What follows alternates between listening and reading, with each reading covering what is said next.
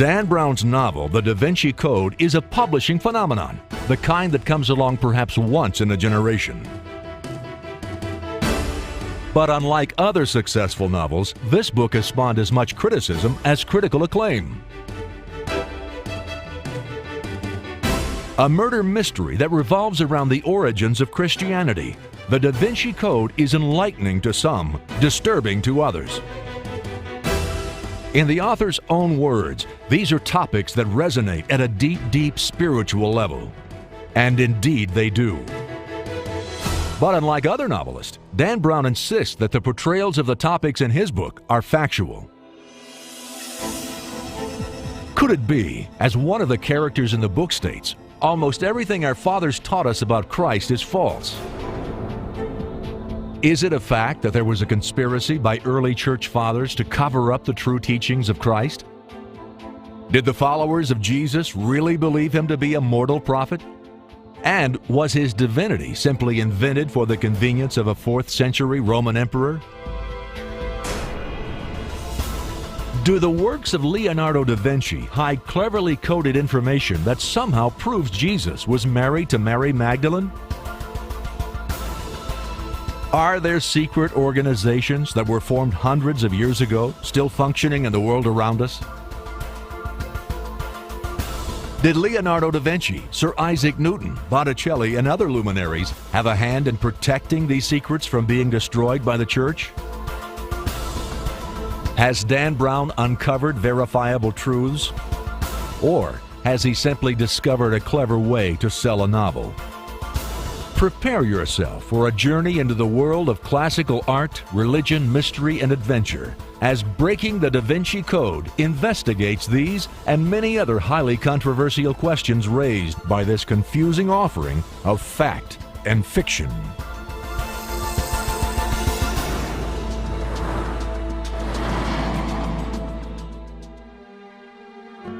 The Da Vinci Code is unquestionably a runaway bestseller. It is, by all accounts, a fast-paced, well-crafted murder mystery full of enigmatic twists and turns designed to keep the reader glued to its pages until the last villainous character is caught, killed, or revealed. But there are several key elements of the author's thesis that jolt the reader right from the start. According to the book, Jesus was married to Mary Magdalen, and they had children, who eventually intermarried with the French line of royalty. And even more startling, the Christian Church is said to have known this for centuries, but has kept the knowledge secret for fear of destroying their power. But what did Leonardo da Vinci have to do with all of this? And why has a novel, which by definition is fiction, spawned at least a dozen books criticizing its conclusions? Is Dan Brown's book truth? He claims to be married to an art historian, and implies that his book contains hidden truth, with every detail painstakingly researched. The situations and characters are made up, of course, but he insists the research on the religious organizations, architecture, history, and artwork is fully authentic. Our investigation begins in one of the world's great art museums. The Louvre in Paris is rightly regarded as one of the greatest repositories of classical art anywhere in the world, and it houses several works by the great Renaissance master, Leonardo da Vinci. Since this is the setting for the cold-blooded murder that opens Dan Brown's popular novel, let's first examine the basic premise of the story. The murder victim is the curator of this famed museum and, supposedly, the Grand Master of a centuries-old secret society known as the Priory of Sion. His killer is a burly albino who is a member of another shadowy religious sect called Opus Dei. Now, if you haven't read the book, don't worry, we're not giving away anything here. The mystery that surrounds this murder is not in trying to discover who did it, but why it was done. The murder and the murderer are, in fact, part of the opening scenes.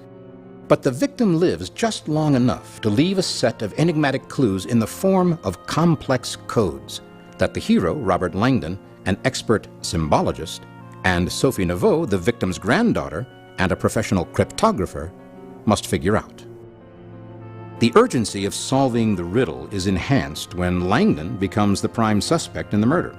Now, we know, of course, that he didn't do it, but an increasingly complex sequence of clues brings the reader face to face with the hidden agenda of the Priory of Sion, the secret order which, among other things we are told, was the founder of the famous Knights Templar. Next, the reader must deal with several seemingly unrelated events, including the sinister motives of a committed leader of Opus Dei, ostensibly an arm of the Catholic Church, the political maneuverings of Constantine the Great, and an alleged love affair between Jesus and Mary Magdalen. All of that, of course, is fair game in a fictional novel, but according to the experts, this is where Dan Brown crosses the line. If this novel were just fiction, it wouldn't be a problem, but the author has gone around the country saying it's nonfiction and everything's true. In fact, that he tried to disprove many of the things in the novel and became a believer. What does Dan Brown himself have to say about it? Does he believe that the tales of secret societies and a secret marriage between Mary Magdalene and Jesus are true? We invited Mr. Brown to appear on our show, but he declined. He also refused permission for us to use video excerpts from previously broadcast interviews and personal appearances. But Dan Brown did explain his position during a television special viewed by millions. He said, quote, "I began as a skeptic. When I started researching the Da Vinci Code, I really thought that I would disprove a lot of the theory about Mary Magdalene and holy blood and all of that. I became a believer."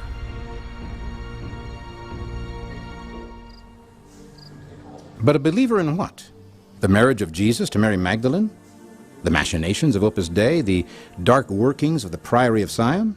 The power of Constantine to establish the divinity of Jesus Christ? Or all of the above? What makes any critique of Dan Brown's book particularly disturbing is his deliberate attempt to pass on the view that it is based on fact. The reader is immediately confronted with a preliminary page declaring unequivocally the Priory of Zion, a European secret society founded in 1099, is a real organization. And on the same page we are also told the Vatican prelature known as Opus Dei is a deeply devout Catholic sect. And then this, all depictions of artwork, architecture, documents, and secret rituals in this novel are accurate. Mr. Brown gives himself very little leeway when he makes these assertions. The introductory presentation, which presents these so-called facts as foundational truths, takes the novel out of the realm of simply being a work of fiction.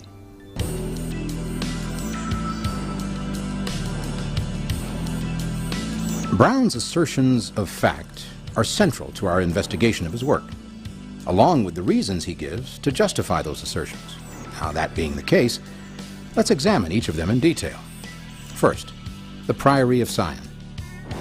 Dan Brown insists it's a fact that the Priory of Sion is a European secret society founded in Jerusalem in 1099, and that in 1975, Paris's Bibliothèque Nationale discovered parchments known as les dossiers secrets, identifying numerous luminaries who were members of the Priory of Zion, including Sir Isaac Newton, Botticelli, Victor Hugo, and Leonardo da Vinci, thus tying Leonardo factually to this ancient secret order. And in the novel, this group is also given credit for establishing the powerful Knights Templar, who set up their headquarters here, on the Temple Mount in Jerusalem, and under the guise of protecting pilgrims to the Holy Land and with the blessing of the Pope, began amassing an enormous treasure and immense political power. Again, a presumption of fact is attributed to this idea. The next statement of fact has to do with something a little closer to our own time. Two of the principals in the Da Vinci Code, Silas, the albino murderer, and his mentor, Father Aaron Garosa, are said to be members of Opus Dei, a modern organization and therefore a group we can subject to closer scrutiny. Opus Dei was founded on October 2nd of 1928. Its members are mostly lay members, with about 2% being priests.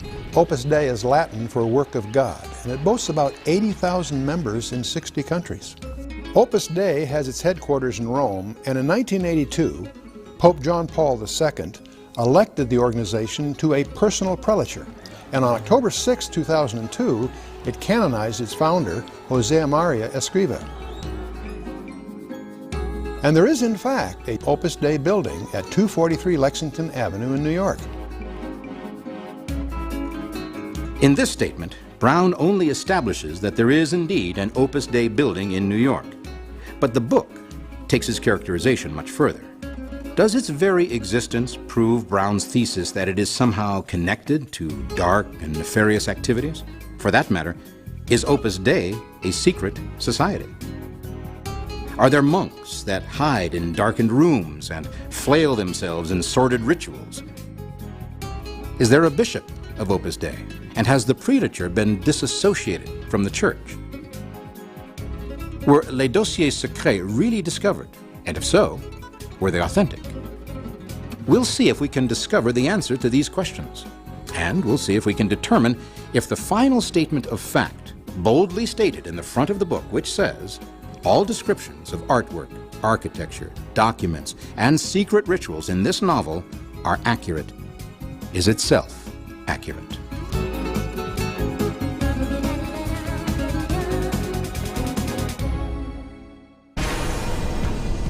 By using the world-famous painting of The Last Supper as a literary device, the author brings Leonardo da Vinci into the plot, again with the presumption that what the reader is being told is, at the very least, accurate. All these so-called facts of Dan Brown center on Mary Magdalen specifically. In fact, he goes on to say that she's the Holy Grail. The Holy Grail is not a thing or a chalice, according to Dan Brown. It's a person. He actually says it's the womb of Mary Magdalene, but by extension, Mary Magdalene herself. She goes on, according to Dan Brown, to become the mother of the official bloodline of Jesus Christ. Well, this dynasty goes on to become, according to Brown, the Merovingian line of the kings of France, which are eventually driven underground. Well, supposedly there is this secret society called the Priory of Sion. The murder victim in the book is the last Grand Master of the Priory of Sion. Robert Langdon's task then, as the hero of the book, is to solve this, or this great piece of information will be lost forever. So, there we have the dilemma. What is fact and what is fiction? Will all of these facts, will any of these facts hold up under closer scrutiny? Was there a Priory of Sion in 1099? Did they establish the Knights Templar as their military arm? Is it possible that Mary Magdalene was married to Jesus, and did she hold a preeminent place among the apostles?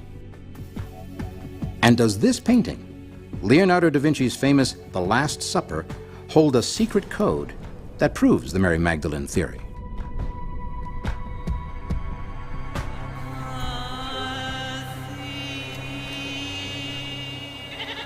Dan Brown isn't the first author to write about some kind of an affair between Jesus and Mary Magdalene.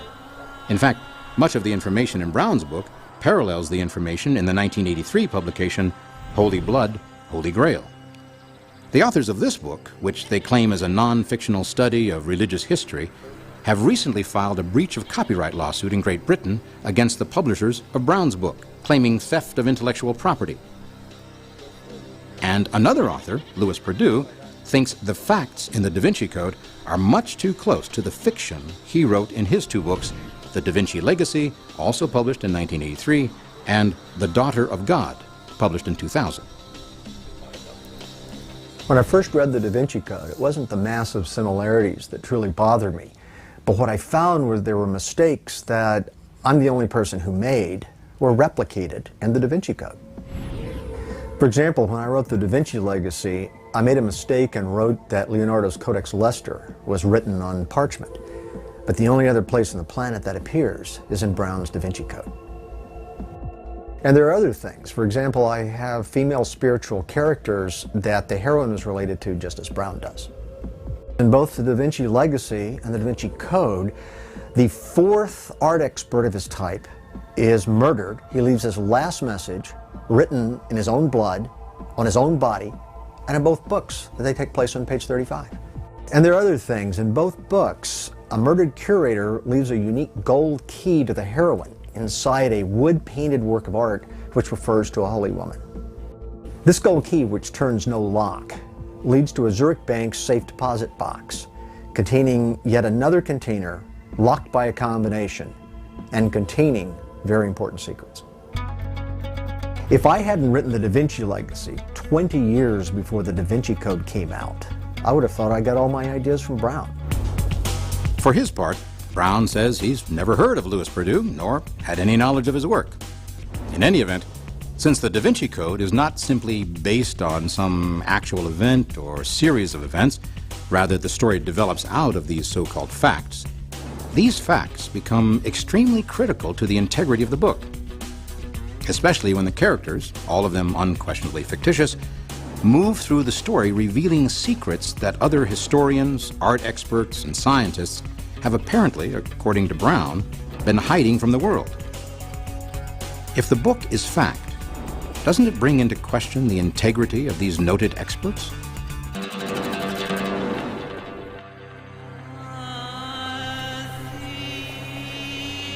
But it's in the novel's portrayal of Mary Magdalen that the lines are most blurred. Mary Magdalen is portrayed in the novel as the very elect of all the followers of Jesus, and, in fact, his wife. There's absolutely no historical evidence whatsoever that Jesus was married. From both a biblical and a historical perspective, there's no evidence and no credibility for that perspective. The primary offense, among many, is the novel's trumpeting the Magdalen heresy. This clearly is the central issue. Legends about Jesus and Mary Magdalene began to emerge in southern France in the 9th century. Some even linking Mary Magdalene with the pagan goddess Isis. Brown's novel attempts to support these outrageous notions by allusions from the Gnostic Gospels. There's not a shred of evidence that Jesus was married to Mary Magdalene. To come up with that kind of a theory, you have to just appeal to any kind of overactive imagination, because in terms of historical record, we have none. Liberal and conservative scholars of Jesus agree that there is no evidence that Jesus was married to Mary Magdalene. I tell my classes that when liberals and conservatives agree, it's probably right. It's easy to say that a reader should approach this book as just a novel, and I'm in complete agreement with that. The problem, though, is that the way that Dan Brown has written the book indicates that the reader should actually take the historical assertions, the assertions about art, as factual, when in fact they are not. And these assertions are really angering the historical community in a very important way. And it's also important because millions of people are reading this to get information about religion, art, and history. And the fact is, it would be much better if they would only take it as a novel. The Gospel record does paint a picture of a Mary that is devoted to Jesus. She follows him from Galilee, ministers to him, watches the crucifixion, stands at the foot of the cross, watches over the tomb, and is the first to see the risen Lord. It's Mary Magdalene who reports the resurrection to the disciples, thus becoming the apostle to the apostles. But since there's no explicit text about the relationship between Jesus and Mary Magdalene, the novelist turns to another source. Could it be, as Brown insists, that Leonardo da Vinci, as Grand Master of the Priory of Sion, knew the secret and painted clues to the mystery here, in one of his most famous paintings? Leonardo da Vinci was in the service of the Duke of Milan, and the Duke commissioned him to do a painting of the Last Supper, which was to be hung in the monastery in the city of Santa Maria delle Grazie. And the purpose was so that the friars would have something pleasing to look at while they were eating. In the novel, we are told that Leonardo, who was actually in on the secret, actually painted Mary Magdalene and not John the Apostle to the right of Jesus. Now, this is very important, of immense importance, as a matter of fact, in understanding the Da Vinci Code. The implication is that Leonardo did not just simply paint a pretty picture of the Last Supper, It was his way of telling the world something of immense importance. In Dan Brown's novel, The Last Supper is a fresco portraying Jesus at the moment of consecration when he is saying, "This is my body, this is my blood." And Mary Magdalene is seated at his right-hand side, thereby proclaiming to the world that she is not only favored, but is actually the Holy Grail. Well, this is completely at odds with what Leonardo himself tells us in his work, The Treatise on Painting. You see, Leonardo builds his paintings according to visual types. Now, there are several dozen types available for visual representation, and the student type was prominent among these. Now, John, the apostle, is the youngest of the disciples, and he is also the disciple that Jesus loved. So John is invariably represented as the student. The student has long hair. He has no beard because he's too young to grow a decent beard. He's inexperienced. He's hanging on the master's every word. Da Vinci did not depict Mary Magdalene. He depicted St. John the Apostle. In fact, it would be difficult to find an art historian who would agree with Dan Brown's theory. Art historians know that this theory is silly. And to be quite blunt, they are not willing to trade public fame for professional ridicule. Keep in mind that a reading of the Last Supper as an iconographic message about the relationship of Jesus and Mary Magdalene is totally dependent on Leonardo's being a Grand Master of the Priory of Sion. Would Leonardo have had the freedom to reinterpret Scripture to suit his own ideas?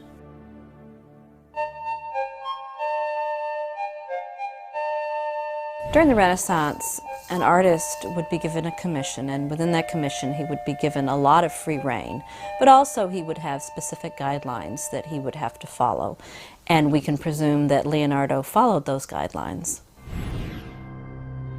What Leonardo was portraying here was not the moment of consecration. It was the moment of betrayal, when the apostles are proclaiming that they will never abandon or betray Jesus Christ. Judas, Peter, and John are grouped together because they show the three reactions to Christ. Judas betrays Christ and never returns. Peter abandons Christ, but he does return. John is the only one who never abandons or betrays Jesus Christ. And this explains why everyone still has their own cup. This painting was simply not about the establishment of the Eucharist. Now, there is one more error in Dan Brown's interpretation. It's an error that most researchers would not catch, but any art historian would. The Last Supper is not a fresco, which is, in its simplest terms, paint mixed with plaster. Rather, it is tempera painted on stone or a dry wall, which accounts for its massive deterioration in just a few years after it was painted.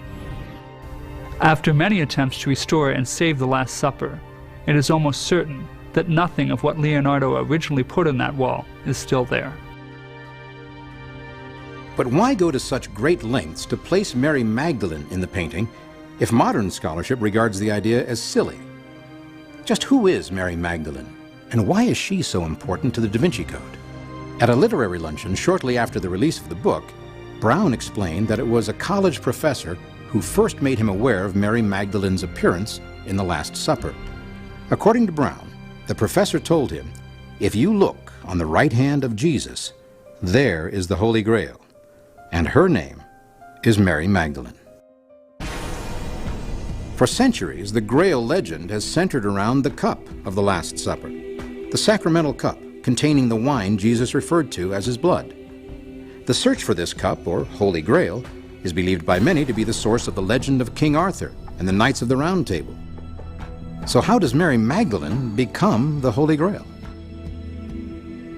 First of all, we need to understand that Leonardo's portrayal confirms other Florentine depictions, stressing the sacrifice and the betrayal rather than the Eucharist and the chalice. So Brown is wrong here in his interpretation of Leonardo's wonderful painting of the Lord's Supper. In fact, according to art experts, virtually everything that Dan Brown says about Leonardo is wrong. The so-called evidence that Mary Magdalene is actually the chalice, the cup that bore the blood of Christ, is really just based on fanciful speculation. In about the 15th century, the idea developed that the Holy Grail was not a vessel, but a family tree. Specifically, in the Da Vinci Code, the Holy Grail is the sang réel, that is to say, the bloodline of Jesus. And Mary Magdalene continued that bloodline by bearing his child, and she, in effect, became the vessel of the blood of Christ. And once again, lacking any textual or historic support, Dan Brown turns to the painting of the Last Supper for confirmation of this idea by noting that the inward side of the symbolic M actually forms a V, which, according to Brown, is a symbol of, quote, the womb in its very strict symbolic sense. There is general agreement that Mary Magdalene was special. If for no other reason, the fact is that she was the first to see the risen Christ. And that in itself would set her apart from the other 5 Marys mentioned in the Gospels. And if she did bear the child of Jesus, they most assuredly would have been married. Unfortunately for this theory, there's absolutely no evidence for a marriage or a child. And certainly no agreement among art experts regarding Dan Brown's theory that Leonardo painted Mary Magdalene and not John the Apostle sitting next to Jesus in that great masterpiece of the Lord's Supper. And fortunately, we don't have to resort to fanciful speculation, nor do we have to accept the notions of some art history professor. Leonardo himself gave us the answer. He did a lot of preliminary sketches to get his composition, and we have some of those sketches where the apostles are labeled. That's another way we know that it's not Mary Magdalene sitting next to Jesus, it is the Apostle St. John. Still, there's a very strong tradition in France that Mary Magdalene did come to the southern part of that country with Joseph of Arimathea following the crucifixion, where she bore a child, a daughter named Sarah. And according to the characters in the Da Vinci Code, there's proof of the marriage, found in the Gnostic Gospels, most of which were discovered in Egypt, and in the Dossier Secret, discovered in the Bibliothèque Nationale in Paris, both in the last half of the 20th century. But what secrets are in those secret files? And what exactly are the Gnostic Gospels? Are they authentic Gospels? Are they accepted as canon by any church or religion?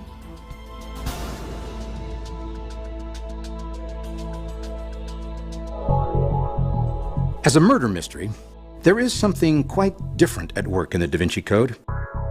Instead of clues helping to solve the murder is merely a device that permits the author to elaborate on the clues. Still trying to elude the police, the symbologist and the cryptographer stumble upon an old acquaintance of the American, a British expert and fanatical pursuer of the Holy Grail named Teabing. It is this character that casts Mary Magdalene in the role of the Grail itself, not just the possessor of the precious cup, but the actual vessel. How does this fit with the more conventional Grail legends? Well, the Holy Grail has generally been perceived as a cup or a chalice that was used at the Last Supper. It has even expanded to mean sometimes a platter, sometimes a cauldron, and in the Middle Ages, the myth expanded enormously. Such things as a sword, a spear, a lance, all types of things were added to this unusual legend. But normally it was seen as the cup or the chalice that was used by Christ at the Last Supper.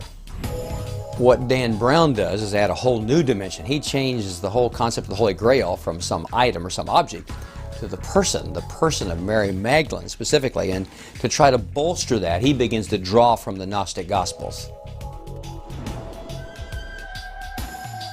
The 20th century was host to the greatest discovery of ancient documents in history. The Dead Sea Scrolls startled the scholarly world with tens of thousands of documents and document fragments paralleling Old Testament writings. But even before the Dead Sea Scrolls were discovered, a treasury of ancient texts relating to the New Testament was unearthed near the town of Nag Hammadi in Egypt. These texts contained what has become known as the Gnostic Gospels. But what exactly are they? And how do they differ from the New Testament? At Nag Hammadi, there were unearthed several Gospels, 4 or 5, that are not in the Bible and that are a part of this Gnostic sect. Gnosticism was a combination of Christianity and Greek philosophy. These Gospels have a completely different theology than what we have in the New Testament, and that's the reason they were never accepted into the New Testament. The novels claim that these Gospels were part of 80 Gospels and that the 4 that we have were chosen out of them is completely false.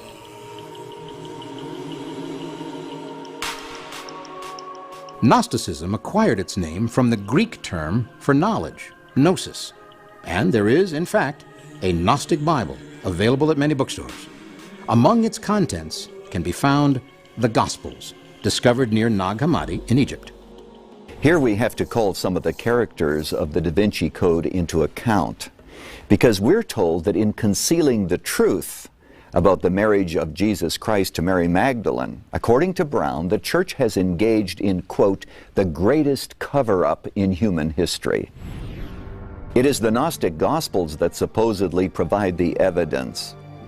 But what do they really say? The Gospel of Philip says that the companion of Jesus was Mary of Magdala, and he loved her more than his other students. And then Dan Brown says that he kissed her often on the mouth. As a practical matter, the manuscripts have some words missing. For example, in this case it says that Jesus kissed her often on the, and then it's blank. Now Dan Brown fills that in by saying he kissed her often on the mouth. But perhaps it read on the forehead or maybe even on the hand. In any event, this account says nothing about marriage. Then there is the word companion, which according to Brown is the real clincher. Because he says, as any Aramaic scholar will tell you, that word companion means spouse. There are 2 problems here. First of all, the account did not come to us in Aramaic, but in Coptic. And secondly, that word companion in either language really does refer to a friendship or a friend. By no means does it always refer to marriage. Later in the novel, the Gospel of Mary is quoted to show that it was Jesus' intention for Mary Magdalene to become the leader of the church, a sort of divine goddess. And here too, the suggestion is made that these writings have as much value as the New Testament Gospels and other historical documents. But is that true? Could it be that except for the intervention of a pagan emperor named Constantine, Mary Magdalene might have become a goddess and the embodiment of something called the sacred feminine? Brown supports these outrageous notions by allusions to the Gnostic Gospels, which make no reference that support any of his contentions. But even if they did, it'd be irrelevant. They were written 2 centuries after the Gospel period by someone posing as someone he wasn't. No genuine scholar can regard them as having any historical merit. On page 235 of the Da Vinci Code, T. Bing, the book's theological expert, states, "Almost everything our fathers taught us about Christ is false. And it is Constantine and the Council of Nicaea that are held up as the perpetrators of all the lies. We are told that it was only by a vote of the bishops assembled at Nicaea that Jesus was made the Son of God, and by a relatively close vote at that. Is Christianity, as we know it, really a creation of the 4th century, not the 1st? Constantine certainly was an important figure in early Christian history. The church went from being persecuted by the empire to being received and endorsed by the emperor. This brought significant changes to the early church, but they were not as great as the novel suggests. Church historians agree that next to the events in the New Testament, the most important event in the history of Christianity is the conversion of the Emperor Constantine in 312. What was the great event that converted Constantine in the first place? And is there any evidence to suggest he actually took ecclesiastical control? According to the ecclesiastical historian Eusebius, Constantine was preparing to attack Rome and praying to a pagan god when he saw a cross in the heavens with an inscription, "Conquer by this." Then in his sleep, the Christ of God appeared to him with the same sign and commanded him to make a likeness of the sign to carry against all engagements with the enemy. He did as instructed, and his army won. Constantine became emperor and issued the Edict of Toleration, which meant Christians would no longer be persecuted. But even here, Brown's distortion of history is evident. It was not Constantine who made Christianity the state religion. He simply granted freedom of worship in 313. It was later that Theodosius made Christianity the state religion in 381.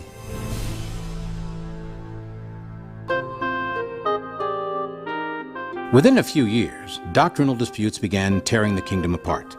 Constantine, embarrassed by the uproar over his new religion, convened the first ecumenical council of church leaders in Nicaea.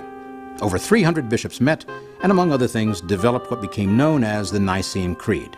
However, according to the Da Vinci Code, the doctrine of Christ's deity was the center of the debate and passed the council by a relatively close vote.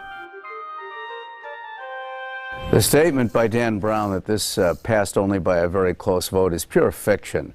Of the 318 bishops, only 5 at the Council of Nicaea had qualms about the final decision, and when it came down to the final vote, only 2 voted against it. Now that's hardly a cliffhanger. In any case, Constantine really didn't care about the finer points of theology, so long as it unified his subjects. In fact, the emperor gave the opening speech at the Council of Nicaea himself, and he said that doctrinal disunity was even worse than war. Then there's the matter of the Bible itself. Once again, according to the storyline in Brown's book, it was the emperor who approved which books did and did not become sacred canon. Was it Constantine who controlled such a profound decision as to which of the Gospels would be included in the Bible and which were to be omitted? In fact, try as they might, scholars have not been able to find one line in the proceedings of the Council of Nicaea, which are still in existence, that refer to which book should be in the Bible or which should not. They were discussing mainly the origin of Christ and so forth, whether he was co-eternal with the Father, and there is simply not one indication whatever that they discussed the canon. It's not as if it's a big secret or a raging controversy of how we got the New Testament. Every New Testament book was cited as authoritative by a church father within a single generation after Christ's death and his resurrection. And all 27 books were accepted before the end of the first century. Is it only in the history of Christianity where fact and fiction become confused? Does anyone accept the Gnostic Gospels as reliable guides to the history of the New Testament? Can scholars and historians verify the connection between Leonardo da Vinci and the Priory of Sion?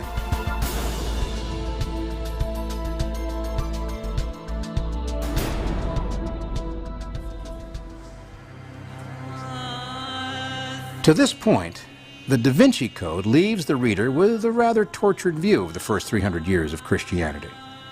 According to Brown's characters, Christians were just a small, troublesome sect following the teachings of a man who was crucified. They were thereafter guided by other men who were prepared to lie to cover up the real teachings of Christ in order to create positions of power for themselves. Is it possible that church leaders really didn't believe in the divinity of Jesus until Constantine came along and declared him divine by royal edict? Again, the Da Vinci Code is broken and found wanting. The claim that Jesus' divinity came from a vote at Nicaea, some 300 years after the time of Jesus, is just wrong. We can look back to Jesus' own response to the high priest that got him crucified. He claimed he would be seated at the right hand of the Father. This is a claim tantamount to claiming deity, and it predates Nicaea by about 300 years. This theology comes from Jesus himself and not from the Council of Nicaea. But according to the Da Vinci Code, until that moment in history when Constantine deified Christ by royal edict, Jesus was viewed by his followers as a mortal prophet, a great and powerful man, but a man nonetheless, a mortal. We have important, non-Christian, extra-biblical evidence that Jesus was worshipped in the early 2nd century. Pliny a governor, wrote to the Emperor Trajan in the 2nd decade of the 2nd century that Christians were worshiping Jesus as God. Now, Pliny had no axe to grind. He was a non-Christian simply describing what was taking place. So this is an important piece of evidence. It's also corroborated by things that the Church Fathers wrote about Jesus, people like Justin Martyr and Irenaeus, who also made it clear they viewed Jesus as divine. This is 200 years before Nicaea and shows that Nicaea is not responsible for creating the divinity of Jesus. The Da Vinci Code, it seems, simply ignores the existing documents written in and around New Testament times. But let's get back to the recurring theme of the book, the great secret that Jesus and Mary Magdalen were married. If that were true, surely she would have been in a favored position among his followers. Is there anything to suggest that this was the case? In the Gnostic Gospel of Mary, Mary Magdalen is described as having a special revelation given to her by the Savior. At Peter's request, she tells the other disciples about this special revelation, and Peter says, are we to turn and listen to her? Does he prefer her to us? But Levi steps in saying, if the Savior made her worthy, who are you to reject her? This story is about as close as you can get to giving preeminence to Mary Magdalene. But in reality, the Gnostics simply used her to give further legitimacy to some of their notions and doctrines. Here too, Da Vinci Code focuses on several of Leonardo's paintings to prove that the artist was a member of the Priory of Zion, a goddess worshipper, and that he encoded cryptic messages into his paintings. In this context, the Mona Lisa, arguably the world's most famous painting, is an enigma. It's a symbol, but of what? Dan Brown claims that the Mona Lisa is neither male nor female, but carries a subtle message of androgyny. He further suggests that the name Mona Lisa comes from two Egyptian gods, Ammon and the goddess Isis. Mona Lisa, Brown assures us, is an anagram of the divine union of male and female. Mr. Brown's assertions of accuracy once again fall before modern scholarship. The Mona Lisa means whatever you want it to mean. The Mona Lisa may be a portrait of a Florentine lady named Mona Lisa Gioconda, or it's a portrait of Leonardo's mother, or it's his idea of the ideal woman. But he did not attach the name Mona Lisa to the painting. That comes much later with his biographer, Vasari.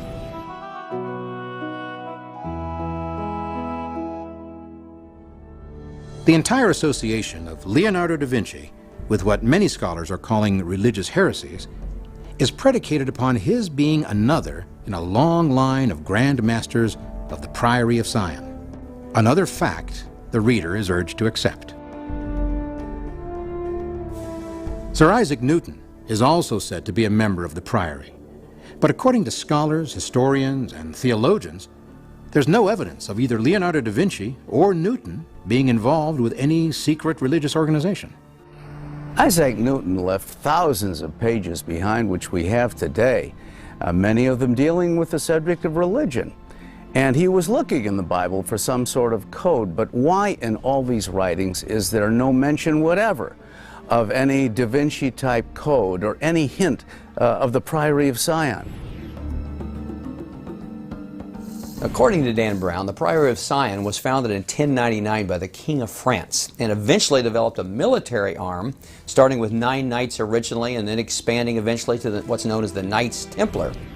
Their assignment, according to Brown's theory, is to go to the Holy City and go through the ruins of the temple and try to discover all the documents pertaining to Mary Magdalene. Well, as it turns out, the Priory of Zion was actually founded in 1956, about 1,000 years after Dan Brown claims, by a very controversial and bizarre figure by the name of Pierre Plantard, an anti-Semite who had a criminal history. It's from his spurious writings that Dan Brown draws his theories. According to the author, the Priory of Zion was firmly established when papers were discovered in the Bibliothèque Nationale in Paris, which listed, allegedly, the names of all the Grand Masters of this organization. These papers, which became known as Les Dossiers Secrets, or the secret records, did include certain names like Botticelli, Victor Hugo, Isaac Newton, and Leonardo da Vinci. These documents were actually planted there by Pierre Plantard. One of his henchmen even admitted participating in this hoax, along with planting the list of the alleged grand masters of the Priory of Sion. This has been the discussion of many French books, including a BBC documentary in 1996. What is amazing is that Dan Brown did not seem to know that.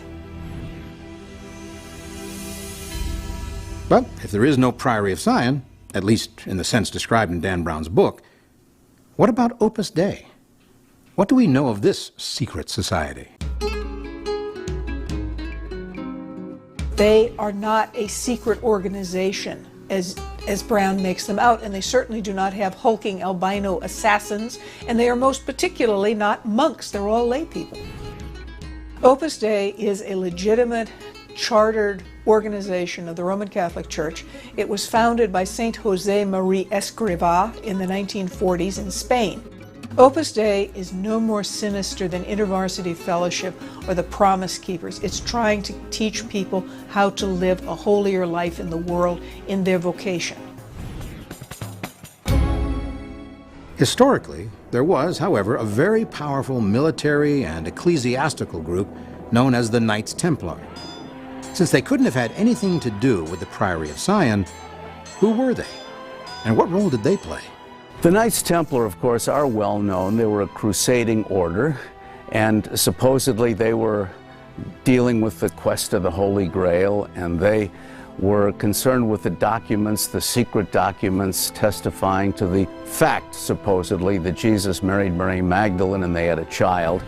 Initially, however, the real Knights Templar simply vowed to defend the roads to the Holy Land for the benefit of the new pilgrims who flocked to Jerusalem from all over Europe, and they sort of served as the travel agency, you might say, for the pilgrims of that time. They were in great favor with the church and actually set up their historic headquarters in Jerusalem near the Dome of the Rock, and from there they administered vast holdings in Europe and the Holy Land. The Templars constructed a number of fortresses and churches, many of which are still in use, like the Temple Church in London, and according to Brown's book, the Rosslyn Chapel, two of the key settings for the mystery near the close of the book. The Rosslyn Chapel in Scotland is the place where the mystery ends. It's unquestionably a beautiful and unique church, but did the Knights Templar really build it? Are there still other historic and religious anomalies to be uncovered in the Da Vinci Code?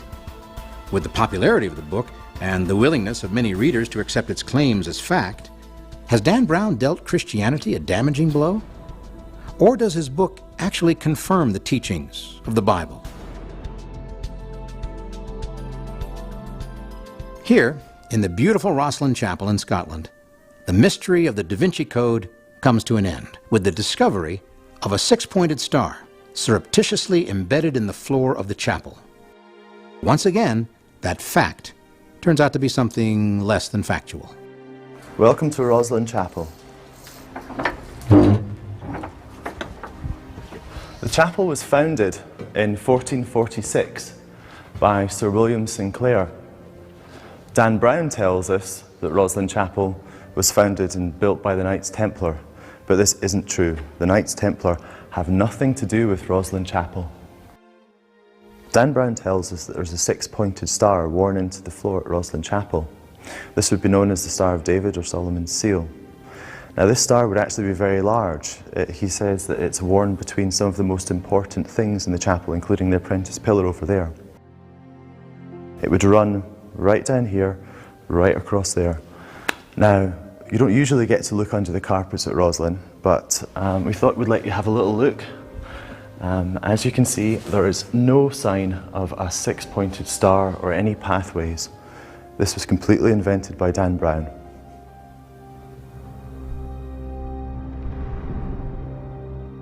Dan Brown's characters are admittedly fictional, as is the plot and subplot of his mystery. The problems all arise from his claims that certain elements of the story are fact, and that all descriptions of artwork, architecture, documents, and secret rituals in this novel are accurate.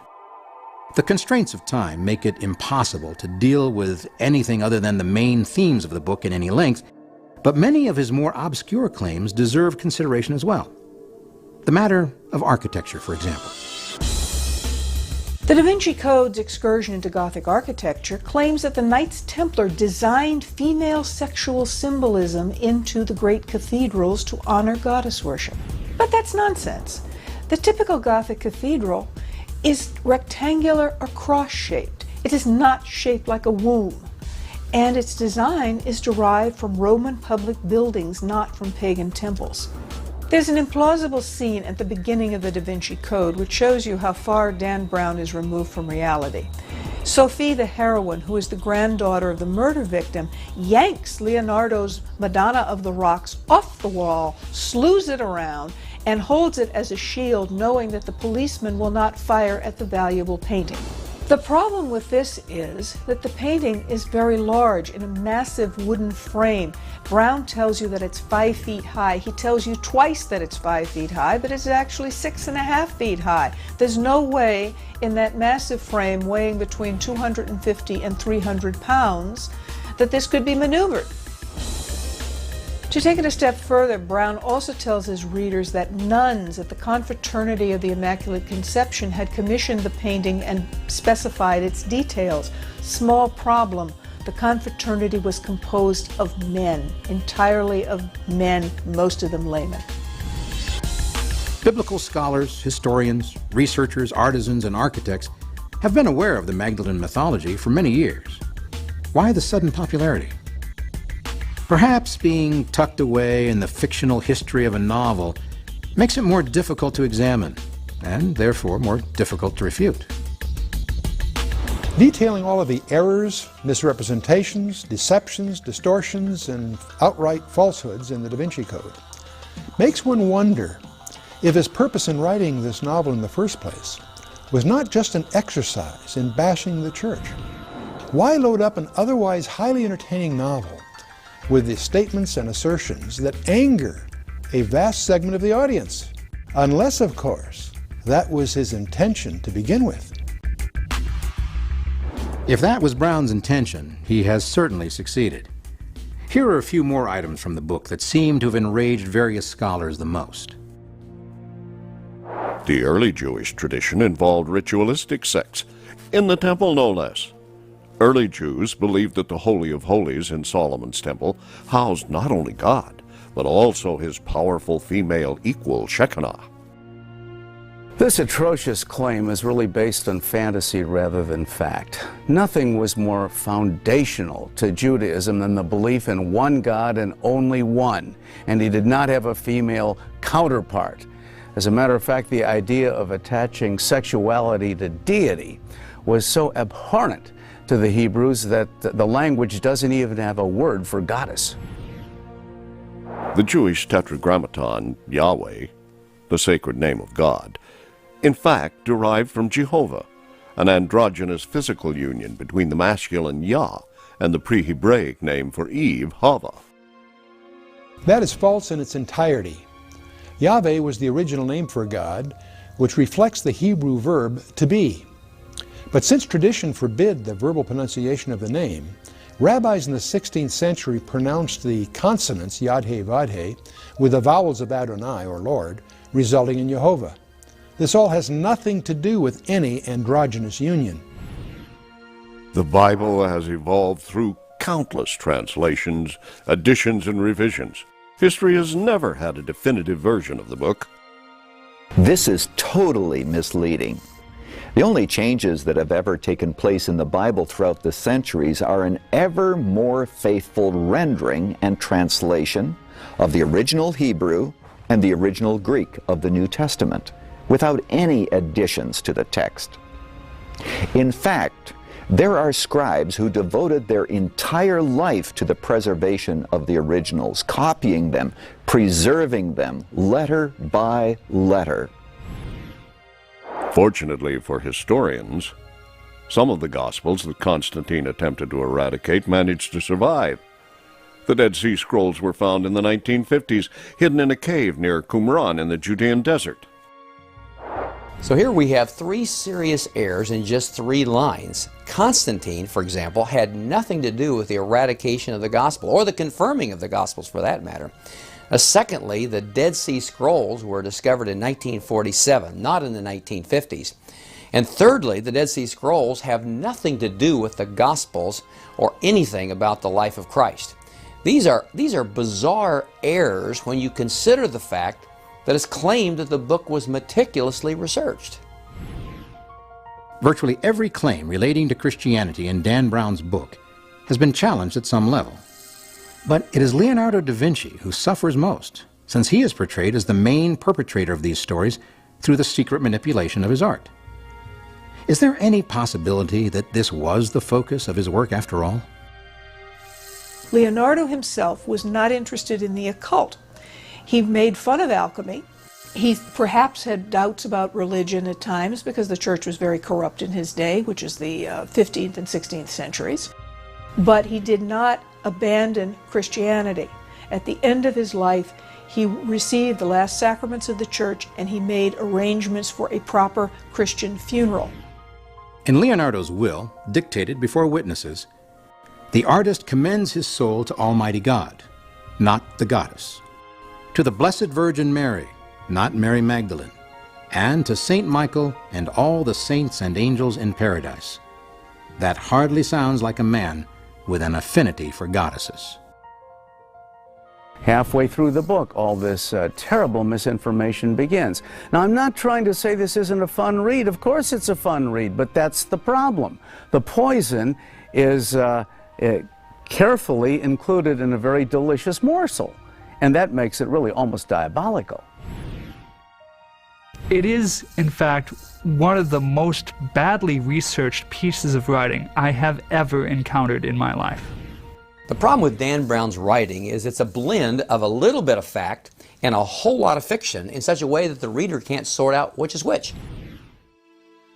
As an author, Dan Brown is reaping the rich rewards of his highly successful work, and he is keenly aware of the stir it has caused among both historians and theologians. Near the end of an extensive television interview, Dan Brown explained his position in these words, quote, "The mystery of spirituality, the Holy Grail, the origins of our religions, these are topics that resonate at a deep, deep spiritual level, really at the core of the human psyche. And whether you agree or disagree with the topics, they're on the table, and we're talking about them. And these are topics that for centuries have been taboo," unquote. That's all well and good, but the issue isn't just religion. It's fact versus fiction, truth versus lies, accuracy versus inaccuracy. The Da Vinci Code would be no less onerous if its misrepresentations were used to denigrate any world religion. However, the Da Vinci Code seems dedicated to gross misrepresentation of that religious faith that hundreds of millions of people hold sacred. I think that what we've seen is that Dan Brown got both the theology and the art history wrong. In fact, his piece of fiction, which he claimed was nonfiction, is in fact some of the best fiction of his book. If there is any good that has come out of the Da Vinci Code phenomenon, it is that it has stimulated a lot of questions about important matters. Who is Jesus and what is early Christianity all about? Any negative effect lies in the fact that in all of the talk about Jesus being married to Mary Magdalen, references to the sacred divine feminine, or what Dan Brown calls the real story. Fact is that in the midst of this, the real story is lost. The popularity of the novel might possibly have opened meaningful and constructive discussions regarding the foundations of the Christian faith and the reality of just who Jesus Christ really is. However, many experts are asking an obvious question. Is it wise or even logical to turn to a novelist with an agenda for instruction in matters of faith? There are many other aspects of the Da Vinci Code our experts would have liked to discuss with you, but there just wasn't time. However, if you have a question that wasn't answered, you can go to the websites listed here and browse to your heart's and mind's content. The truth, the real truth, is available to all of us, quite possibly already on a shelf in your library.